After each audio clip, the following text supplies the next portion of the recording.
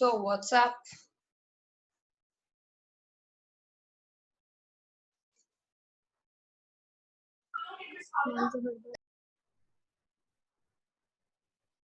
क्या हो रहा है समृद्धि? रूटीन चेंजिंग का वही चलता रहता है। रूटीन चेंज का होता है। उठो सो जाओ। क्या चेंज हो रहा है? रूटीन चेंज नहीं होता, पढ़ो उठो सो जाओ। एक भी आवाज नहीं आ रही बच्चा आपकी।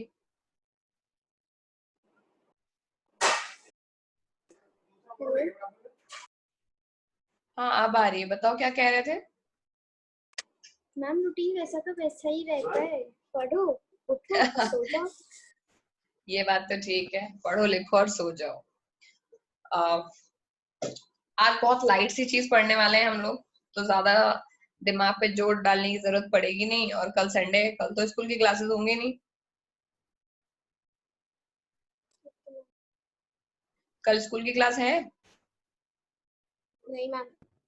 कल कल छुट्टी है, आराम से छुट्टी मना सकते हैं।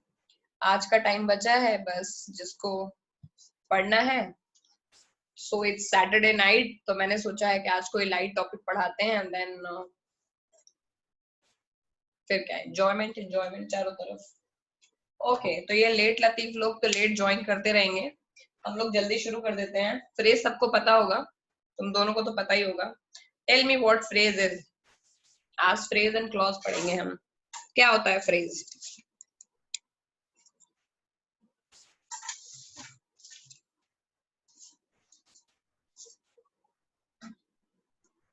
बताओ शाश्वत, क्या होता है फ्रेज?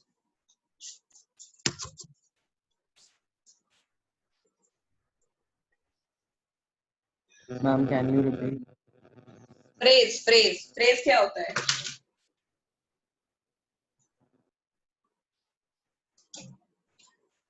ओके, आई थिंक ये वर्ड नया है, इसके पहले शायद सुना नहीं है तुमने। Is it? Okay, let me right it down. ये देखा है कभी इसको? दिखाई दिया है ये? Yes ma'am. क्या होता है ये?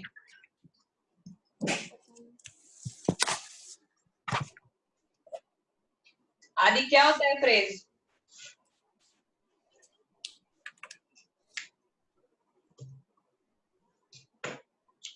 Okay, surely you don't know. Topic डालो, फ्रेजेस एंड क्लॉजेस। ये है तुम्हारा topic.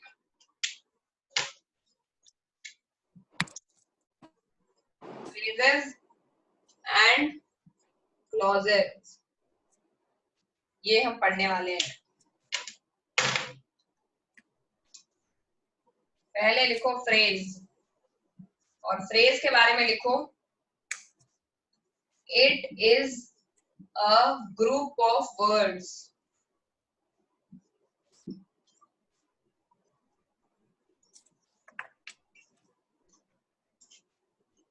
that does not make, does not के नीचे underline, does not make complete sense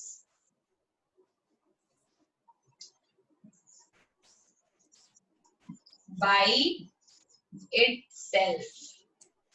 यानी अगर हम किसी सेंटेंस को देखें, ठीक है, तो किसी सेंटेंस, फॉर एग्जाम्पल सेंटेंस है सैम इज प्लेइंग विथ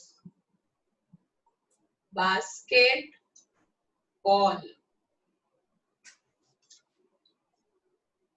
तो ये वो ग्रुप ऑफ वर्ड होगा जिसमें कोई कंप्लीट सेंस जिसका ना बन रहा हो, ठीक है।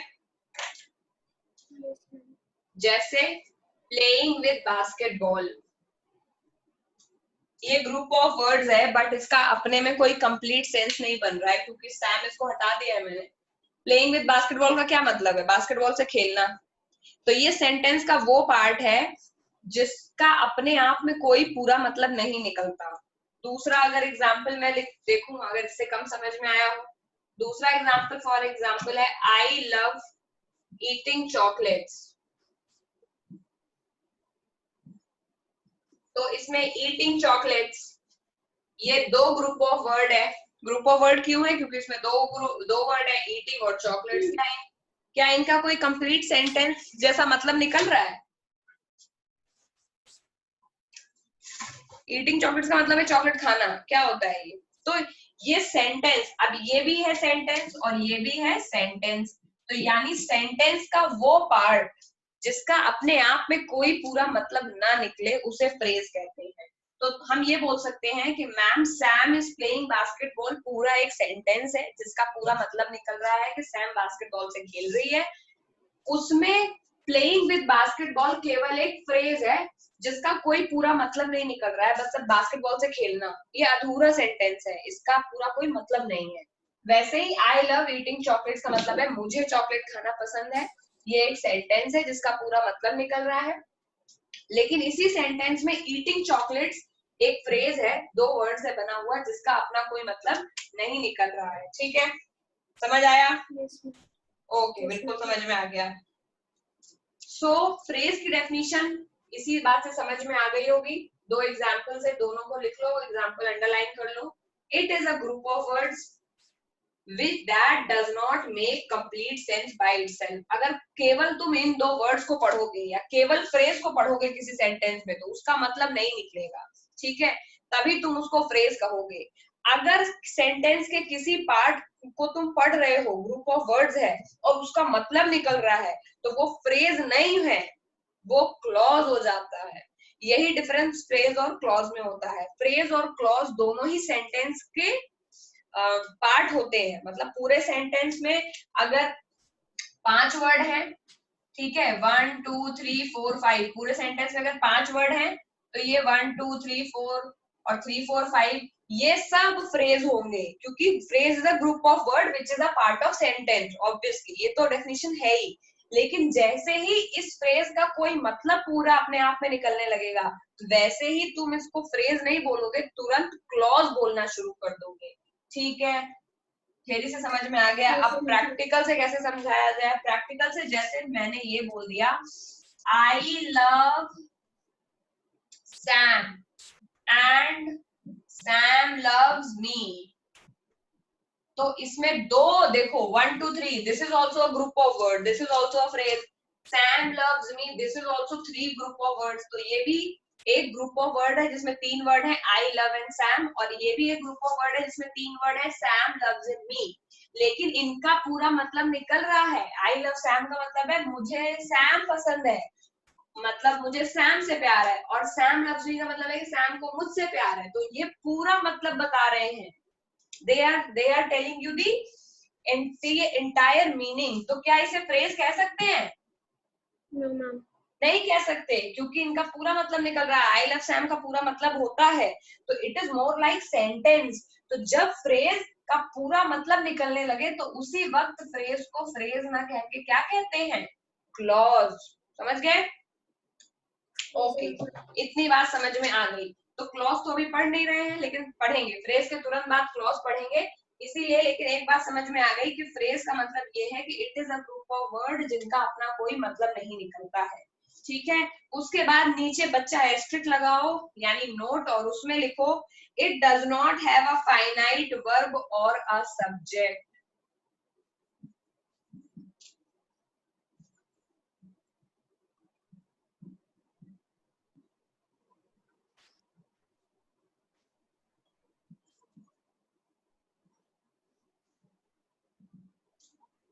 ये सिंपल फंडा है, यानी फ्रेज में कोई फाइनाइट वर्ब नहीं होती है, ना ही सब्जेक्ट होता है। क्योंकि बच्चा किसी भी सेंटेंस के पार्ट में अगर सब्जेक्ट और वर्ब आ जाता है तो उसका पूरा मतलब निकलने ही लगता है।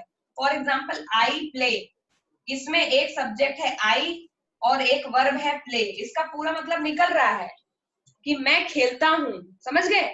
तो जैसे ही सेंटेंस के किसी पार्ट में एक सब्जेक्ट आ जाता है और एक फाइनाइट वर्ब आ जाती है जो कि सब्जेक्ट के हिसाब से बदल रही हो, फाइनाइट वर्ब का मतलब एक ऐसी वर्ब जो सब्जेक्ट पे डिपेंड करती हो। आई प्ले, ही प्लेज, तो देख रहे हो यहाँ पे जो प्ले वर्ब है ये सब्जेक्ट के हिसाब से चेंज हो रही है। जब मैंने प्ले लिखा तो आई लगाया, जब जैसे ही आया वैसे ही प्ले की जगह क्या हो गया, प्लेज।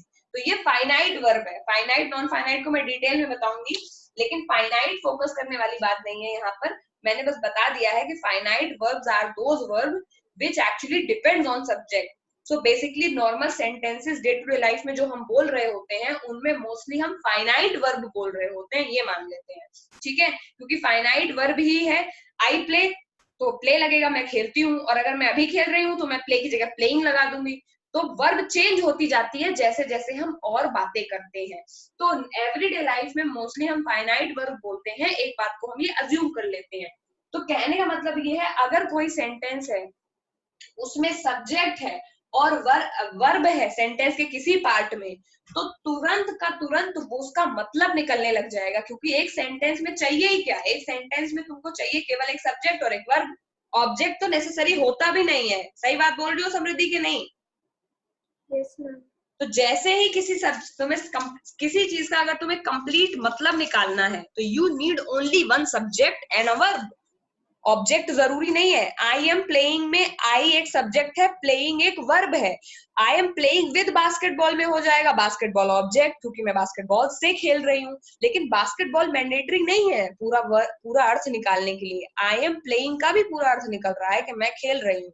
तो इसीलिए जैसे ही सेंटेंस के किसी पार्ट में एक सब्जेक्ट और एक फाइनाइट वर्ब आ जाती है, तुरंत उसका मतलब बनने लग जाता है। और हमने पहले ही फ्रेज में लिख दिया है कि ये वो ग्रुप ऑफ वर्ड है जिनका अपना मतलब नहीं बनता कंप्लीट। इसका मतलब यही हो सकता है कि ये वो ग्रुप ऑफ वर्ड है जिनमें एक सब्जेक्ट और एक फाइनाइट वर्ब नहीं होता है।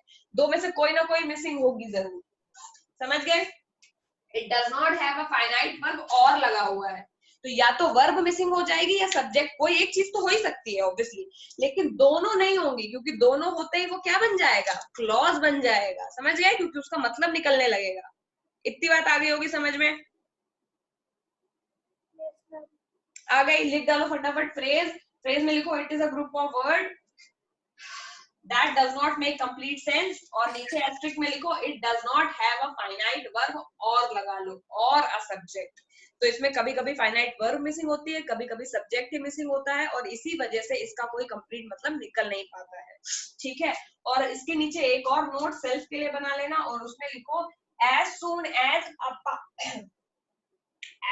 as a part of sentence has a finite verb and a subject both, it becomes clause, so it is no longer phrase। लिख लोगे इतना अपने आप से? Yes ma'am. ओके, लिख लोगे? लिख डालो। आदि लिख डालो। मैम रिपीट कर दीजिए। रिपीट करूं? मैंने जो जितना यहाँ पर लिखा हुआ है वो तो समझ में आ गया होगा, ये तो समझाने के लिए लिखा है। तो शाश्वत फ्रेज लिख लोगे तुम? ये लिख लोगे, ये लिख लोगे? तुम वो पूछ रहे हो जो मैंने लास्ट में बोला है, तो मैंने ये बोला है, तुम लोग ये लिख लो, मैं नीचे ही लिख देती हूँ। फ्रेज लिख लिया सबने? Yes ma'am. ओके, तो मैं फ्रेज हटा देती हूँ, और इसके नीचे जो मुझे इसके नीचे फ्रेज के नीचे लिखना है तुमको ये वाला, और इसके नीचे जो लिखना है वो भी मैं लिख दे रही हूँ। उसमें ये है as soon as a part of sentence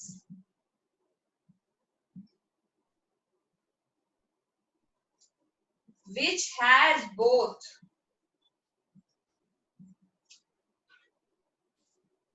subject and verb comes, it has complete sense, so we call it clause, not phrase। लिख डालो, इतना हो जाएगा। अब तो सब कॉपी ही करना है, ठीक?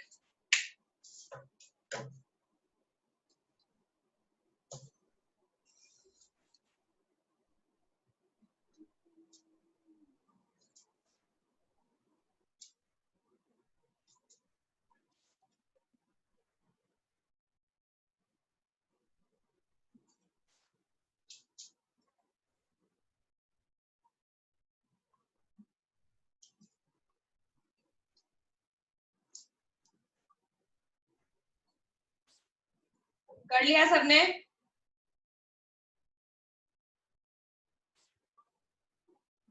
Yes ma'am. हटा दूं इसको मैं, आधी हटा दूं? Yes ma'am. ओके, आगे हम पढ़ते हैं फ्रेजेस कितने टाइप के होते हैं, ठीक है? So there are 3 kinds of phrases, noun, adjective and adverbs, ठीक है? वो भी लिखो नीचे। There are 3 kinds of phrases, 3 तरह के होते हैं, ठीक है? यहाँ पे मैंने 3 लिखा हुआ है क्योंकि रिफ्लेक्शन की वजह से हो सकता है ना दिख रहा हो उस एरिया में। 3 काइंड्स ऑफ फ्रेजेस। पहला है बेटा noun phrase,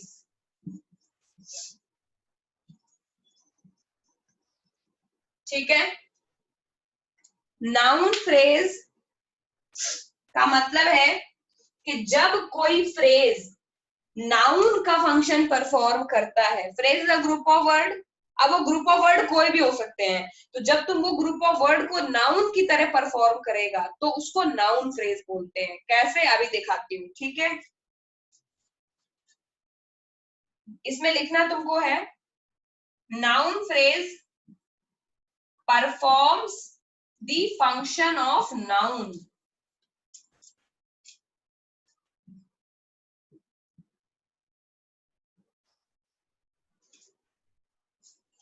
noun phrase noun का फंक्शन परफॉर्म करता है, कैसे करेगा? ठीक है, अभी बताते हैं। लेकिन जनरली सब्जेक्ट में ये पाया जाता है, इट कैन बी, यानी सेंटेंस में कैसे पहचानोगे? So it can be subject, object और complement in a subject, in a sentence. ये किसी भी जगह बच्चा लग सकता है सेंटेंस में। हो सकता है सेंटेंस के सब्जेक्ट पार्ट पे लिखा हो सकता है सेंटेंस के ऑब्जेक्ट पार्ट पे लिखा हो। मतलब नाउन तो समझ गए ना, नाउन कोई चीज होती है, ठीक है? जैसे पर्सन प्लेस में मैं हूँ, पर्सन में प्लेस में है नोएडा गाजियाबाद, और चीजों में है बास्केटबॉल चेयर। तो इसी तरह का कुछ ना कुछ होगा, या तो वो सब्जेक्ट की जगह लिखा होगा नाउन फ्रेज, या ऑब्जेक्ट की जगह लिखा होगा, या फिर सेंटेंस को कॉम्प्लीमेंट करके उसका पूरा मतलब बता रहा होगा। हम पहचान जाएंगे उसको देखते ही, क्योंकि नाउन अपने आप में पहचाना जा सकता है इजीली, क्योंकि एडजेक्टिव तो हमेशा किसी नाउन की विशेषता बताता है। तो जब तक हम ये बता सकते हैं कि कौन सा पार्ट सेंटेंस में नाउन है, तब तक हम नाउन फ्रेज को आसानी से पहचान सकते हैं। सही बात है कि नहीं? तो जैसे ही मैं सेंटेंस लिखूंगी वैसे ही तुम लोग ये बताओगे कि मैम इसका कौन सा पार्ट नाउन है, और हम तुरंत ही पहचान जाएंगे कि ये नाउन है, ये नाउन फ्रेज है। अब वो नाउन फ्रेज काम कोई भी कर सकता है। हो सकता है कि I am playing with basketball, इसमें विद बास्केटबॉल एक नाउन है, लेकिन वो ऑब्जेक्ट की तरह बिहेव कर रहा है। समझ रहे हो ना मेरी बात? तो नाउन फ्रेज सब्जेक्ट की तरह भी बिहेव कर सकता है, ऑब्जेक्ट की तरह भी बिहेव कर सकता है, और कॉम्प्लीमेंट की तरह भी बिहेव कर सकता है। इतना लिख लिया अगर, तो मैं एग्जाम्पल बताऊं कैसे कर रहा है। मैम ऑब्जेक्ट के बाद क्या लिखा है? मैंने लिखा है it can be subject, object और complement in a sentence. Noun phrase noun की तरह ही बिहेव करेगा किसी भी सेंटेंस में, लेकिन नाउन की तरह बिहेव करने के साथ हो सकता है वो सब्जेक्ट हो उस सेंटेंस में, हो सकता है उस सेंटेंस में वो ऑब्जेक्ट हो, और हो सकता है कि उस सेंटेंस में वो कॉम्प्लीमेंट हो। ठीक है, इतना लिख लिया? Yes ma'am. ओके, अब देखते हैं कि किस केस में नाउन सब्जेक्ट लग रहा है, किस केस में नाउन ऑब्जेक्ट लग रहा है, और किस केस में नाउन कॉम्प्लीमेंट लग रहा है। अगर मैं ये बोलूं the box of bangles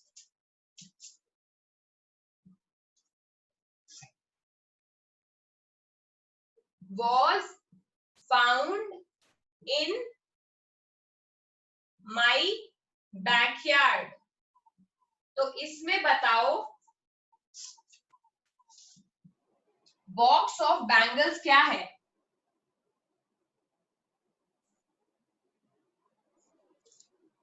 phrase. Box of bangles एक फ्रेज है जिसका अपना कोई मतलब भी नहीं निकल रहा है। बॉक्स ऑफ बैंगल्स मतलब चूड़ियों का बॉक्स, लेकिन चूड़ियों का बॉक्स, मुझे बताओ क्या ये एडजेक्टिव हो सकता है? क्योंकि एडजेक्टिव का मतलब तो होता है काला पीला नीला, जो कि नाउन की विशेषता बताए, और हमें तो पता ही नहीं है। इस पूरे सेंटेंस में box of bangles itself is a noun. सही बात है कि नहीं? Yes, ma'am. जैसे Samriddhi was found in my backyard, उसमें समृद्धि नाउन होती, वैसे ही box was found in my backyard, उसमें बॉक्स नाउन है। वैसे ही box of bangles was found in my courtyard, तो वो ये नाउन ही तो है, 3 वर्ड में है ये नाउन, इसीलिए इसको फ्रेज बोल रहे हैं। नॉर्मली किसी सेंटेंस में तुम्हारा नाउन 1 वर्ड का होता है, राम श्याम सीता गीता, लेकिन वो काम तो नाउन सब्जेक्ट का ही कर रहा होता है ना बच्चा। तो इस वाले केस में भी तो ये नाउन ही है, चाहे बॉक्स भी नाउन है और बॉक्स ऑफ बैंगल्स भी नाउन है। समझ गए? Yes, ma'am. ठीक है, तो बॉक्स ऑफ बैंगल्स इसमें एक फ्रेज है जो कि नाउन है। अब ये बताओ कि ये सब्जेक्ट की तरह बिहेव कर रहा है या ऑब्जेक्ट की तरह बिहेव कर रहा है? Subject. वेरी गुड, ये सब्जेक्ट की तरह बिहेव कर रहा है, क्योंकि ऐसा इस सेंटेंस में कहीं पढ़ के लग ही नहीं रहा है कि बॉक्स ऑफ बैंगल्स ऑब्जेक्ट है। बॉक्स ऑफ बैंगल के बारे में ही ये पूरा सेंटेंस है, और सेंटेंस में जिस चीज के बारे में बात हो रही होती है, यानी जो मेन होता है वो सब्जेक्ट होता है, और ऑब्जेक्ट तो वो होता है जिसपे सब्जेक्ट कोई काम कर रहा हो, वो ऑब्जेक्ट होता है। जैसे अगर हम अगला सेंटेंस में लिख दूं, दैट शाश्वत लव्स प्लेइंग विद बैट। अब मुझे बताओ कि प्लेइंग विद बैट क्या है? Playing with bat is also a phrase, समझ गए? लेकिन प्लेइंग विद बैट में इस वाले सेंटेंस में शाश्वत सब्जेक्ट है, क्योंकि वो बैट से खेल रहा है, और इस केस में प्लेइंग विद बैट नाउन जरूर है, लेकिन ये ऑब्जेक्ट का काम कर रहा है। इतनी बात किसको समझ में आई? क्योंकि इस वाले सेंटेंस में सब्जेक्ट शाश्वत है और वो खेल रहा है बैट के साथ। तो प्लेइंग विद बैट एक फ्रेज भी है, प्लेइंग विद बैट एक नाउन फ्रेज भी है, क्योंकि ये नाउन की तरह यहाँ पर बिहेव कर रहा है, लेकिन इसके साथ साथ ये ऑब्जेक्ट है। तो हमें ये पता चल गया कि नाउन फ्रेज सब्जेक्ट भी हो सकता है बॉक्स ऑफ बैंगल्स के जैसे, नाउन फ्रेज ऑब्जेक्ट भी हो सकता है ऑब्जेक्ट की पोजीशन पे आकर के। तो जब सेंटेंस में ये पहले आएगा तो ये सब्जेक्ट की तरह बिहेव करेगा, जब सेंटेंस में ये ऑब्जेक्ट के प्लेस पे लिखा होगा तो ये ऑब्जेक्ट की तरह बिहेव करेगा। ठीक है?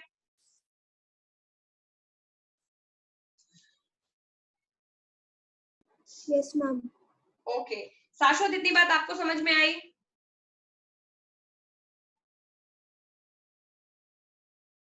Yes, ma'am. ओके, तो पहला फ्रेज है नाउन फ्रेज, ये मैंने बता दिया है कि कैसे सब्जेक्ट की तरह बिहेव करेगा, कैसे ऑब्जेक्ट की तरह बिहेव करेगा। ठीक है, कॉम्प्लीमेंट वाली बात मैं आज नहीं बता रही हूँ, because I don't want to confuse you. मैं पहले कुछ क्वेश्चंस लिख रही हूँ, तुम्हें उसमें नाउन फ्रेज पहचानना है। कॉम्प्लीमेंट तुम्हें अपने आप समझ में आ जाएगा, क्योंकि बताने से नहीं आता है। कॉम्प्लीमेंट का मतलब है कि कुछ ऐसी चीज जो एक्स्ट्रा इंफॉर्मेशन है बट जरूरी है, बट वो जरूरी है सब्जेक्ट के डिस्क्रिप्शन के लिए, वो है कॉम्प्लीमेंट। एग्जाम्पल देखो तब समझो। अब मैंने एक्सरसाइज लिखो नाउन फ्रेज की, एक्सरसाइज ये है, you have to circle the noun phrase. जो मैं लिख रही हूँ उसमें तुम्हें ये बताना है कि कौन सा नाउन फ्रेज है। पहला सेंटेंस लिख रही हूं मैं,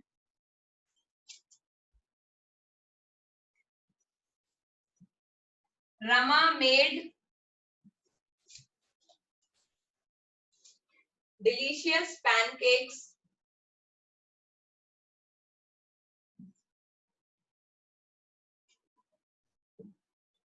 इसमें क्या है? Noun phrase.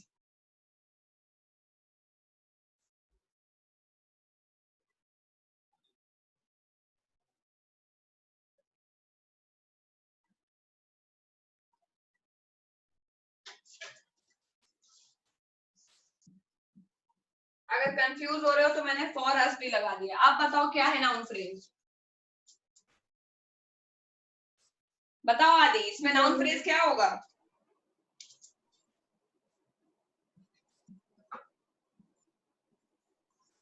मैम मैं ट्राई करूँ?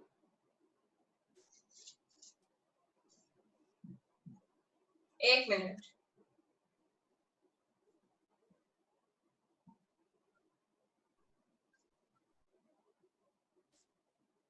कौन बता रहा है? मैम मैं ट्राई कर सकती हूँ।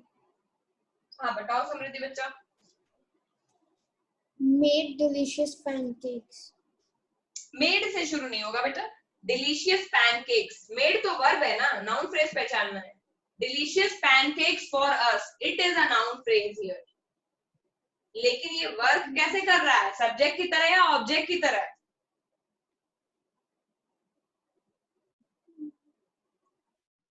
ऑब्जेक्ट की तरह, क्योंकि सब्जेक्ट तो रमा है और पैनकेक उसने बनाए हैं। But delicious pancakes for us is a phrase जो कि नाउन फ्रेज है। शाश्वत इतनी बात समझ में आई तो आंसर क्यों नहीं दिया?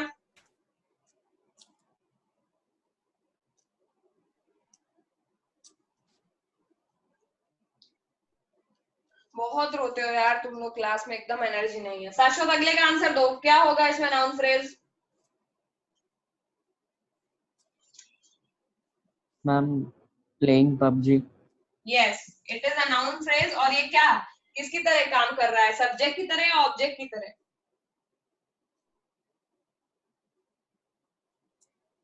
Ma'am object. कैसे? सब्जेक्ट क्या है फिर इसमें? अगर ऑब्जेक्ट है तो सब्जेक्ट भी होना चाहिए। इसमें सब्जेक्ट क्या है?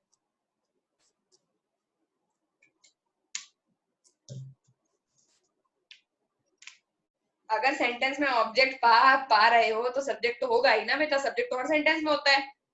तो सब्जेक्ट तो पा ही लिया होगा। तो ये अगर ऑब्जेक्ट है तो सब्जेक्ट क्या है इसमें? ये जो मेन काम बात हो रही है, ये पबजी के बारे में हो रही है या मेरे बारे में हो रही है? Ma'am PUBG. नहीं, पबजी द सब्जेक्ट हियर यार, नाउन फ्रेज सब्जेक्ट की तरह बिहेव कर रहा है। ओ गॉड। अगला ये है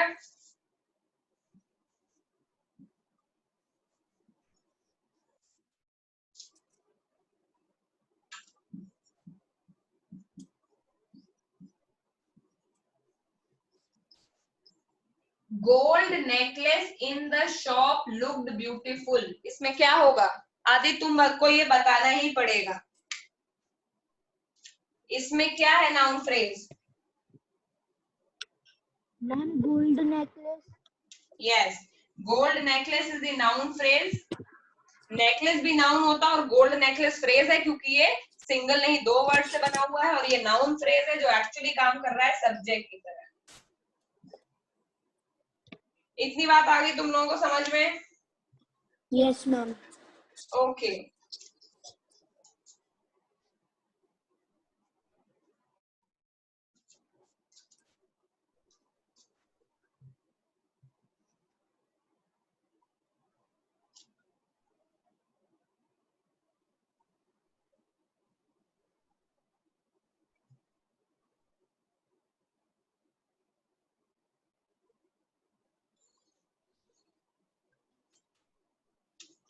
एक और सेंटेंस लिख रही हूं।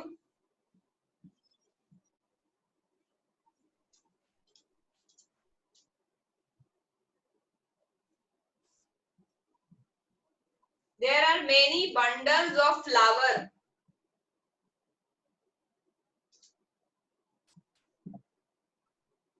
in my garden.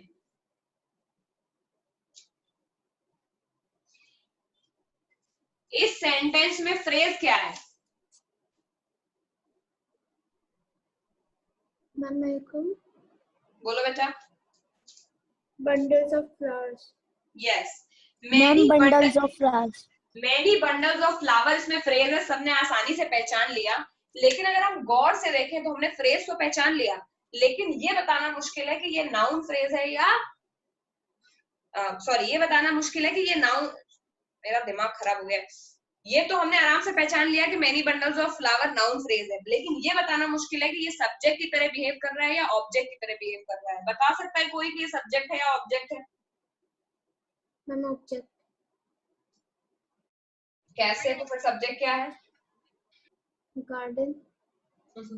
नहीं,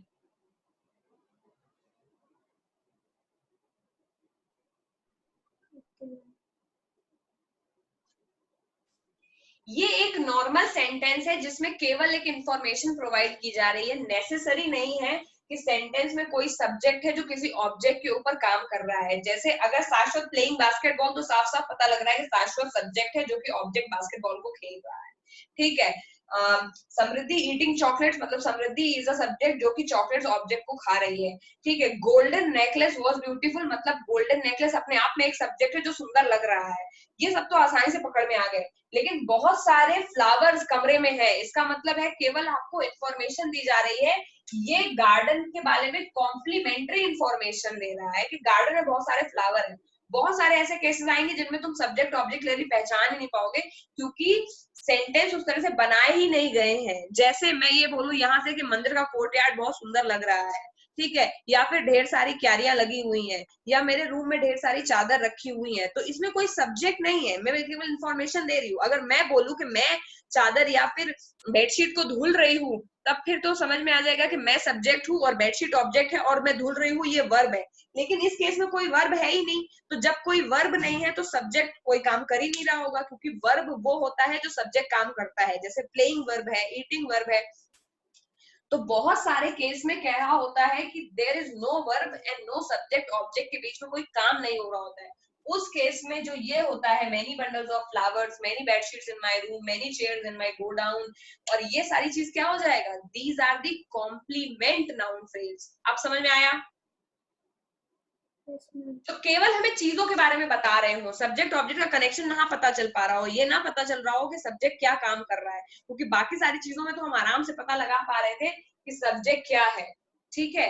लेकिन इस वाले केस में केवल हमें ये पता है कि ये कॉम्प्लीमेंट इंफॉर्मेशन दे रही है, केवल कॉम्प्लीमेंट्री इंफॉर्मेशन ही मिल रही है। इस केस में ये कॉम्प्लीमेंट्री नाउन है। समझ में आया तो अच्छी बात, नहीं समझ में आया तो कोई बात नहीं, क्योंकि एक्सरसाइज तुम लोग कर लोगे। ठीक है। Yes ma'am. ओके, धीरे धीरे ही आती है ये फ्रेज और क्लॉज, तो 9-10 तक भी कंफ्यूजन आता है। अगला पढ़ने वाले हैं एडजेक्टिव क्लॉज। डालो।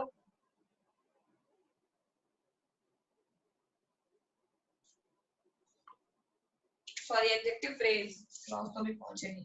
अगला है एडजेक्टिव फ्रेज। एडजेक्टिव फ्रेज क्या होता है बेटा?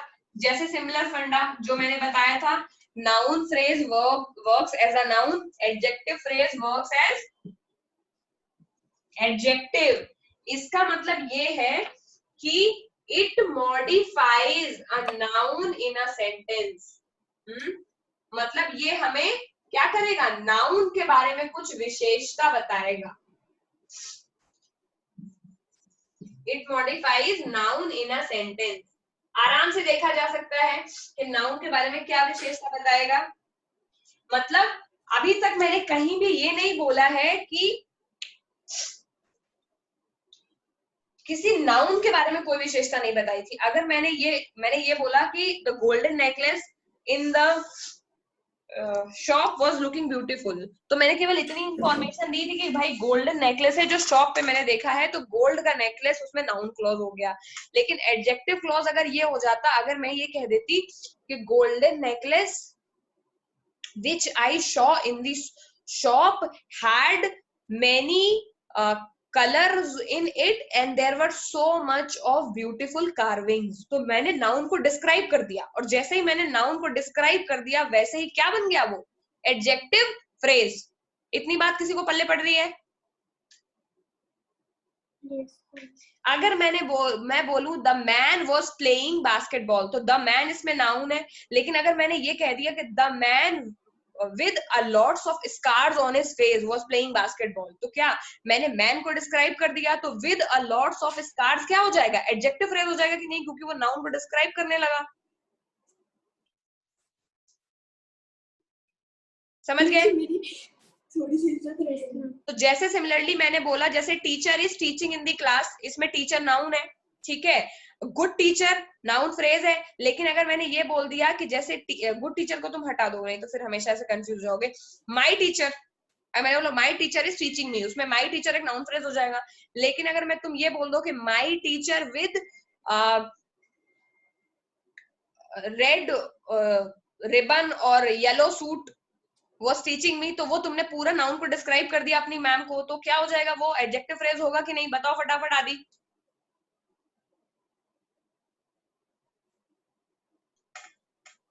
सो एडजेक्टिव फ्रेज के केस में हमको केवल ये देखना है कि कौन से वर्ड नाउन को डिस्क्राइब कर रहे हैं और तुरंत हमें एडजेक्टिव फ्रेज पता चल जाता है। जैसे फॉर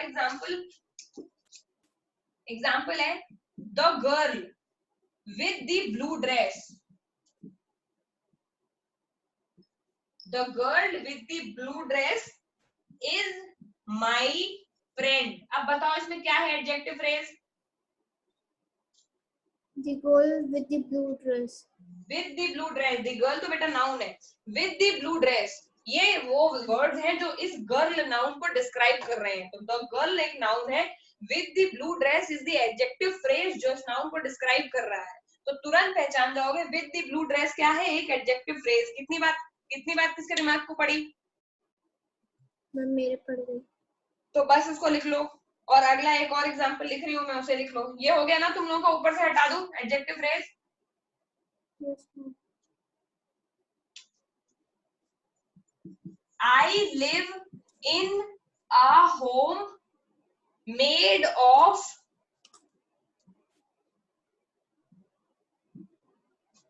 brown bricks। बताओ शाश्वत क्या है इसमें adjective phrase?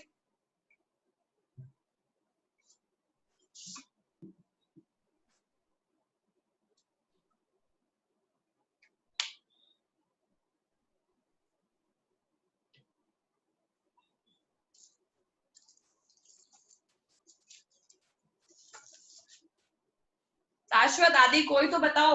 I live in a home made of brown bricks, क्या होगा इसमें एडजेक्टिव फ्रेज? कौन से ऐसे वर्ड हैं जो नाउन को डिस्क्राइब कर रहे हैं? Ma'am brown bricks.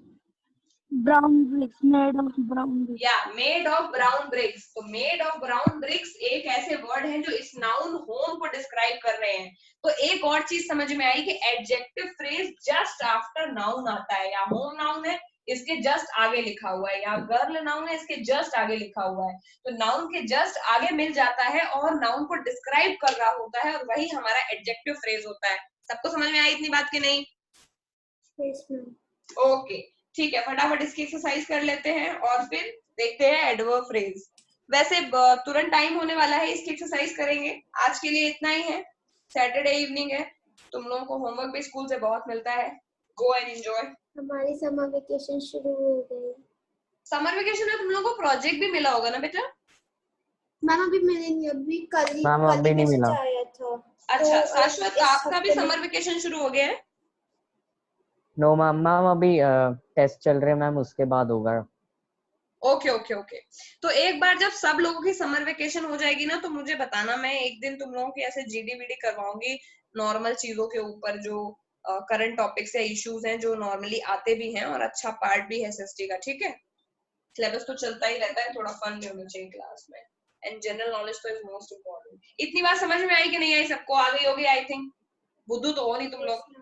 तो नाउन फ्रेज एडजेक्टिव फ्रेज फटाफट पहचान लेंगे, सेंटेंस को देखेंगे और ये कोशिश करेंगे कौन सा पार्ट है जो नाउन की तरह बिहेव कर रहा है, उसको फटाफट उठा लेंगे, बोलेंगे ये नाउन फ्रेज है। यानी नाउन फ्रेज में ऐसी चीजें नहीं होंगी कि मेड ऑफ ब्राउन ब्रिक्स जो कि डिस्क्राइब कर रहा हो, तो जो डिस्क्राइब कर रहा होगा वो हमेशा एडजेक्टिव ही होगा। नाउन मतलब उसी चीज के बारे में बात चल रही होगी, नेकलेस के बारे में बात चल रही होगी, इंसानों के बारे में बात चल रही होगी, गर्ल के बारे में बात चल रही होगी, चेयर के बारे में बात चल रही होगी। देखते ही पता चल जाएगा तुमको कि जैसे डिलीशियस कुकीज की है तो कुकीज के बारे में बात चल रही है, तो जिस चीज के बारे में बात चल रही होती है वो नाउन फ्रेज हो जाता है। किसी भी तरह बिहेव कर सकता है, सब्जेक्ट ऑब्जेक्ट और कॉम्प्लीमेंट। एडजेक्टिव में भी आसानी से देख लिया कि नाउन के तुरंत बाद मिल जाता है और जनरली नाउन को डिस्क्राइब कर रहा होता है। चलो अब कर लेते हैं एक्सरसाइज।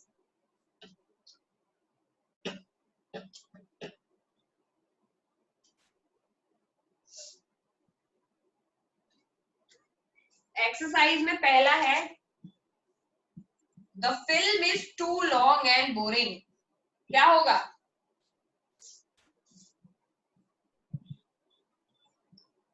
इसमें क्या है adjective phrase? Too long and boring.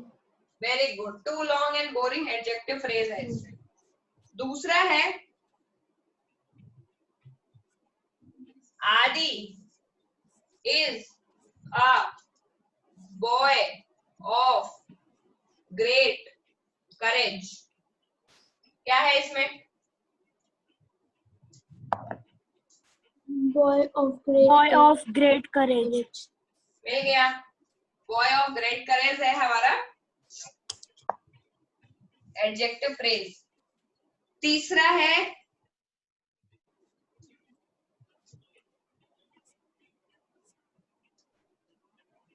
समृद्धि's gown is made of finest silk। क्या है इसमें? Made of finest silk. Yes, made of finest silk इसमें हो जाएगा एडजेक्टिव फ्रेज। आ गया समझ में? Yes, ma'am. ओके, सबको समझ में आ चुका है एडजेक्टिव फ्रेज। ठीक, चलो अगली क्लास में फिर हम लोग पढ़ेंगे एडवर्ब फ्रेज और क्लॉज के बारे में। आज के लिए इतना ही। और बताओ क्या